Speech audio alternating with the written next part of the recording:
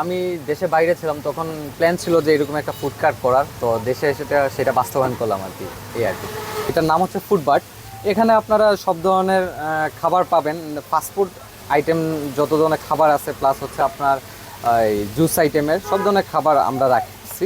And যদি আপনি ধরেন যে আমাদের সর্বনিম্ন চাউমিন, চাউমিন অনলি 50 টাকা।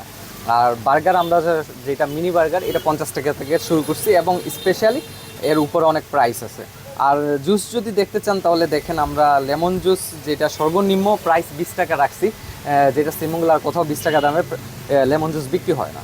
আচ্ছা, আর এছাড়াও আপনি পাবেন যে ফ্রেঞ্চ ফ্রাইজ আছে, স্যান্ডউইচ আছে, মিট বল আছে, মোমো চিকেন আছে, অ্যান্ড মিট বক্স আছে, আপনি ম্যাঙ্গো মিলোডিও পাবেন।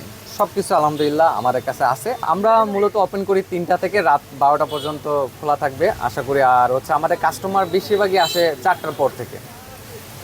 আর শুক্র শনি ইনশাল্লাহ আশা করি ভালো কাস্টমার হবে। আরও কিরকম বিক্রি হয় আপনাদের দোকানে?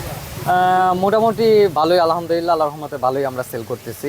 আশা করি সামনেতে আরও সেলের বাড়বে, এবং আমরা আশা করতেছি যে আমাদের কোয়ালিটি আরও উন্নত মানের চিন্তাভাবনা আছে। ইনশাল্লাহ দেখি ভবিষ্যতে যদি এটা ভালো হয় তাহলে এটা শাখা আমরা আরও বাড়াবো, আরও দর্শনীয় স্থানগুলোতে এটা শাখা আমরা বাড়ানোর চেষ্টা করব। বার্গারে আলহামদুলিল্লাহ আমরা দিতেছি, আপনি যদি স্পেশাল বার্গারে যান তাহলে স্পেশাল বার্গারে আছে চিকেন আছে, তারপরে হচ্ছে আপনার লেটুস পাতা আছে, মায়োনিজ আছে, দেন হচ্ছে স্পেশালে আমরা কিছু ভেজিটেবলস ইউজ করি যেটা টেস্টি করার জন্য। দেখতে পাচ্ছেন এটা ফ্রাইড চিকেন রান্না করা হচ্ছে বর্তমানে।